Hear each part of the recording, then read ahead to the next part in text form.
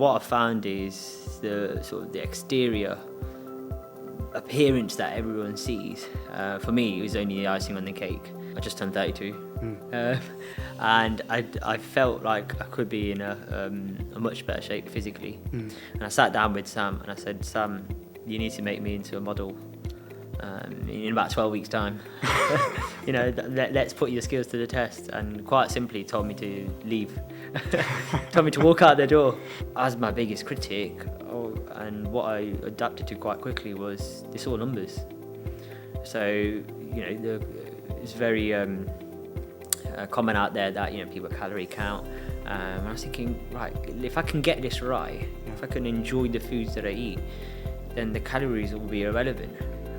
But they have to have some part in what I'm doing. Otherwise, you don't know how to get from A to B.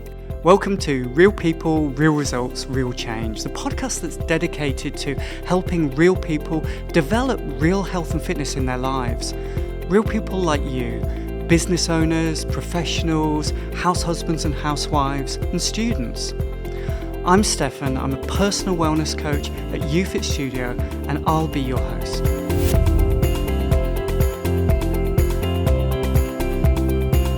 In this episode, we talk about Hem's road to fitness as a young professional who thought he was fit until he realised he wasn't, and what it takes to get strong and lean in a healthy and sustainable way. Okay, Hem, thank you so much for joining me today. I'm so excited to talk with you. So let's get right into it, right? You're a young, busy, upcoming professional, okay, with a drive to succeed. And that's been there for a while, right? In terms of like the professional side of things, and wanting to that seeking that continuous like professional development and personal development. But in more recent times, that's extended into your health and fitness life, right? And I remember you saying to me previously that like you were in a position at one point where you thought you were pretty fit and healthy and stuff, and then then realised maybe not so much as you thought you were, and have kind of doubled down on that in lots of different ways. Is that a fair sort of way to describe it? First of all, thanks for having me here, Steph. Absolutely. In terms of sort of that summary you've just mentioned, I'd say it's pretty spot on. What I found is the sort of the exterior appearance that everyone sees. For me, it was only the icing on the cake. But sometimes that's where you've got to start because it's what's most visual. What I've learned over time is how it's put my life into a routine, organise various aspects of my life, but then the results I'm seeing in those different aspects. So I could start by saying, going back to the exterior. Yeah, because what I mean, just in terms of like sort of physical results, like what's been your like weight loss journey so far? I remember quite vividly starting with Sam in August 21, at the beginning of the month.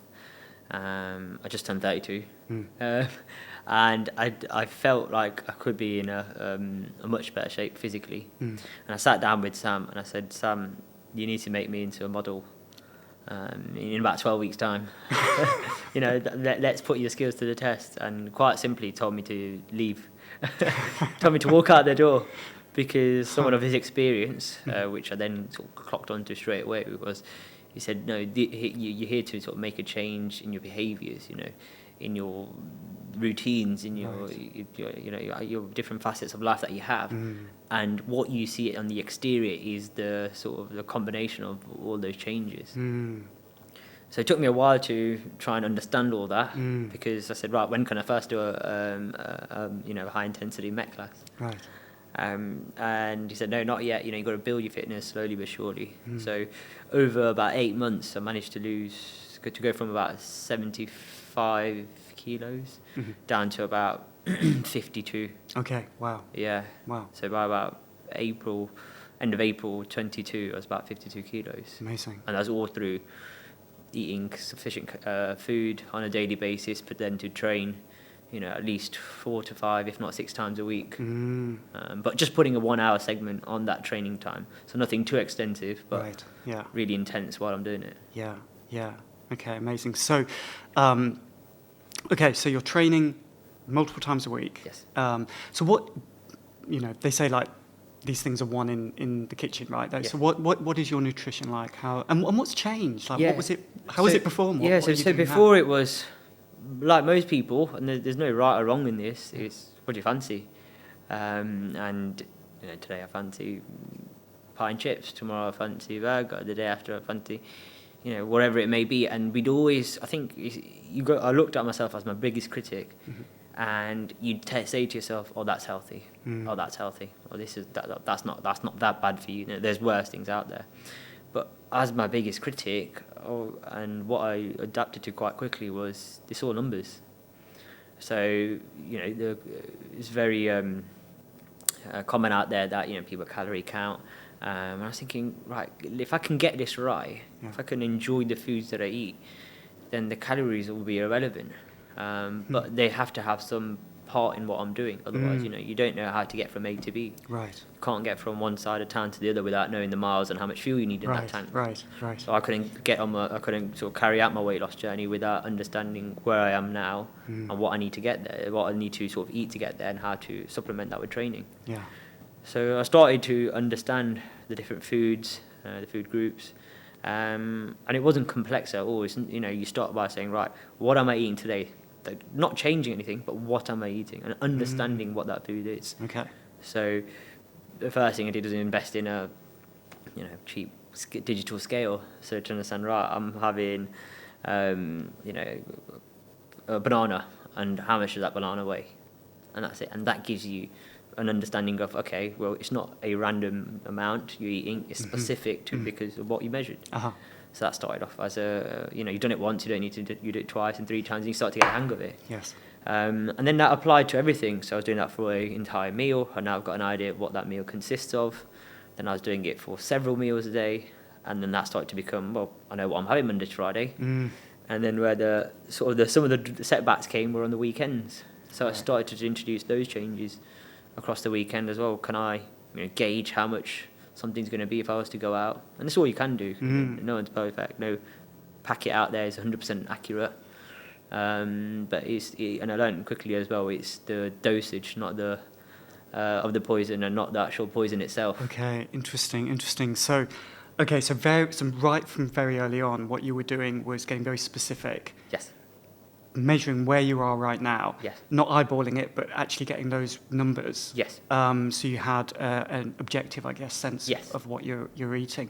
And then, so I'm assuming then that gave you some leverage to then be able to start making adjustments as you progressed. That's correct? Yeah, because that helped me understood, wow, I can see why my weight was what it was. For someone of my height, I had what I call a maintenance level of food that you need to maintain that weight, and there's quite often than not I was exceeding above and beyond. Because how tall are you? 5'6", I'm going to say. Okay. It's really 5'5", but 5'6" for the record. You can edit that out or keep it in, whichever. Yeah, okay, I'm going to stop now. I was eating above and beyond because through the lack of tracking, through the lack of knowledge on nutrition. Yeah.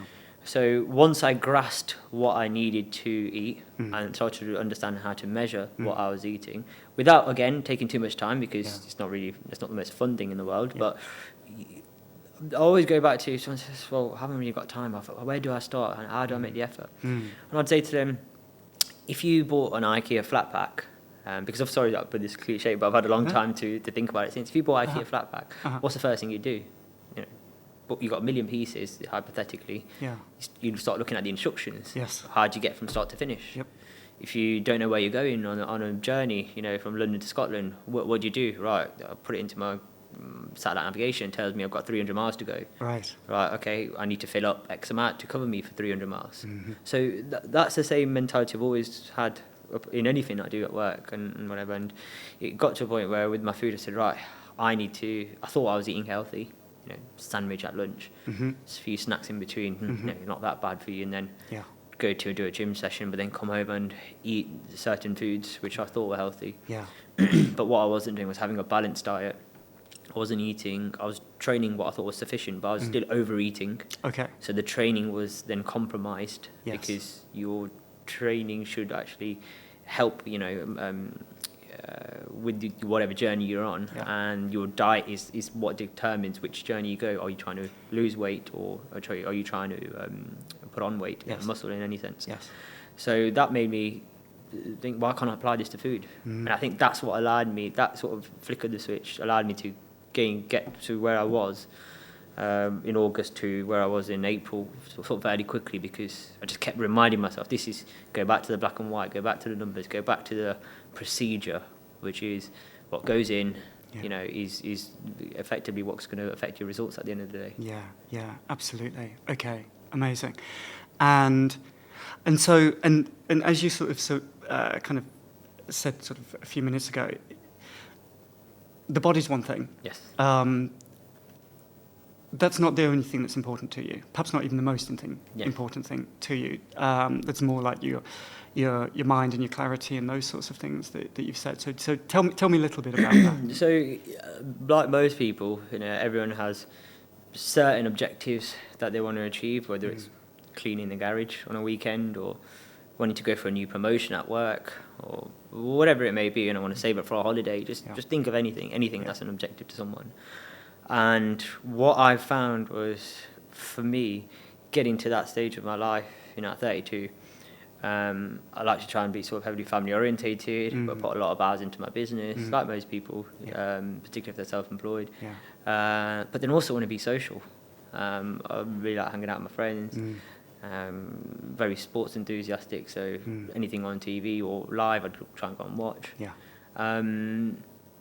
And that made me a bit almost cloudy in my thinking, that today, I need to do this, but tomorrow I need to do that, and then another day I need to do that. And I was taking my eye off the ball, which was my health and fitness. Right. And as a consequence, my weight went up, and that's what made me realise, exterior, I need to look in the mirror. But fast forward to April, I looked back and I thought, well, this is just the beginning. What have I learned in this? And it wasn't the process of the food. It was a month into it, I realised, to train hard, I need a good routine, to sleep, to recover, to train hard again. Yes. Actually, to maintain this food or nutrition routine that I've set myself, to be consistent with that, I need to make sure every Sunday I'm doing my preparation for that. Right. So it wasn't necessarily 6-7 hours on a whole Sunday preparing for the whole week. Which people prefer to do because that's how it works for them. Mine was, have I thought out what I'm going to do Monday evening? Have I thought out what I'm going to do Tuesday evening? Have I thought out what I'm going to do Wednesday, Thursday? I need to go and do a shop today for Monday, Tuesday, because I'll make Monday, Tuesday when I come back. What I'm going to do for lunch. So it's that, and just give myself an hour and a half. And it's those routines and those sort of ideologies that put into sort of practice again and again and again and again, I've kind of become almost part of my sort of second nature, like instinct. So without having to think about it, I find myself on a Sunday just getting all the Tupperware together. I say, I just need to prepare for Monday because that's how I work. But then Tuesday I find myself, someone says, can you come and see me after you finish gym? I thought, no, I've got to go to Sainsbury's first, but other supermarkets are available. But I'd find that, that's just become my routine. So it was those habits that I changed, which I didn't notice at the time, and I certainly look back now and I think, that's certainly made me better. Which has helped my overall sort of application to other things in life as well. Because you've not just lost weight, right? You've got strong, and you also got lean. Yes. How lean are you? I got down to, I think my coach would argue this, but probably about 8%. In April. And then I maintained between sort of 10 and 12% since then. Amazing. And so, do you notice that? Has that improved the quality of your life in any way? So? Oh yeah, certainly, because again, that's if I always say to anyone, if you see this sort of the exterior, that's always an accumulation of your lifestyle, how you sleep, how you eat, how you sort of the behaviours, but also sometimes mentally as well. It's not always the case. So what I then found was, it was physically starting to get challenging maintaining this. How do I make life much simpler? So I could start looking at different ways of cooking. I could start looking at different ways of approaching work. Could I start prioritising my work schedule a lot more? Then I could spend a bit more time at home. So all these things start to have like a knock-on effect. Yeah. To the point where I'm really happy with my balance now. And this may be argued by my family, but I could turn on and off from work, you know, when I feel like I need to, because in there's certain time periods where I feel like I'm getting the urgent and most prioritise stuff done, and then I've got, you know, always an extra bit of capacity to do other things. Yeah, yeah. Okay, cool. So, I mean, a lot of people would aspire to what you're achieving, right, in terms of that level of fitness, that approach to life, that strength, that lean. So what are some top tips that you'd share with people? What are some of the things that you do now? And, you know, if you could turn back the clock, you know, tell that younger you know. The first thing is be humble. Because I came in, as I started this interview by saying, like, Sam, you need to make me, you know, lean in however, you know, such a time period. Yeah. And I was very humbled when I found that it would take such a long period. And then you start to see sort of instant results, because your body's sort of this mechanism where it's all of a sudden burning these calories because you're training hard, you're eating well. Yeah. But then you start to maybe just slack off a little because you see that change, and then that can easily be put back on again. So it's understanding that there's going to be sort of ups and downs. Yeah.